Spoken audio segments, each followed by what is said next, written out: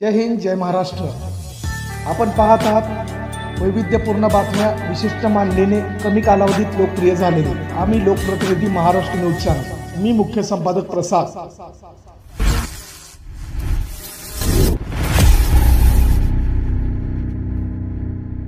जय हिंद, आम्ही लोकप्रतिनिधी महाराष्ट्र न्यूज चॅनलमध्ये आपणा सर्वांचं स्वागत।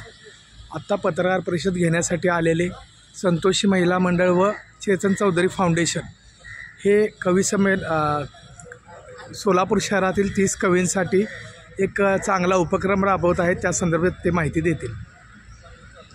नमस्कार, मी चेतन चौधरी, चौधरी फाउंडेशन सोलापूर व संतोषी माता महिला मंडळ यांच्या संयुक्त विद्यमानाने 31 मार्च 2025 वार शुक्रवार संध्याकाळी 6 वाजता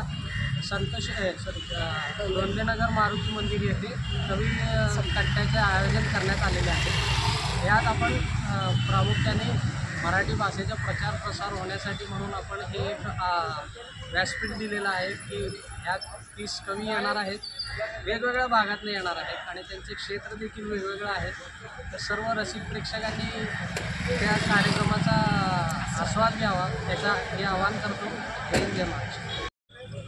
नमस्कार, मी सौ राजश्री संजय जाधव, राहणार जुळे सोलापूर, संतोषी महिला मंडळ अध्यक्षा 2024-2025 या सालाची। चेतन चौधरी फाउंडेशन यांच्या आणि संतोषी महिला मंडळ यांच्या दोघांच्या संयुक्त उद्यमाने मिळून आम्ही कवी संमेलन हा एक चांगला उपक्रम या जानेवारी महिन्यात घेऊन आलो आहोत की मराठीचा प्रसार व्हावा। अभिजात दर्जा दिला गेलेला आहे आपल्या मराठीला।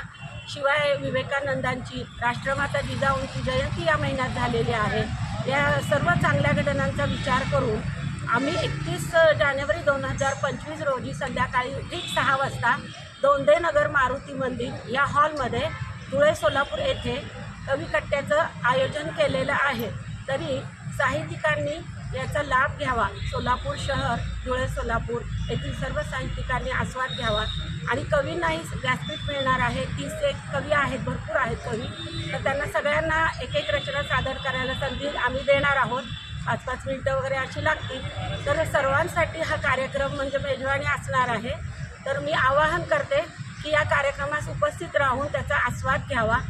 धन्यवाद।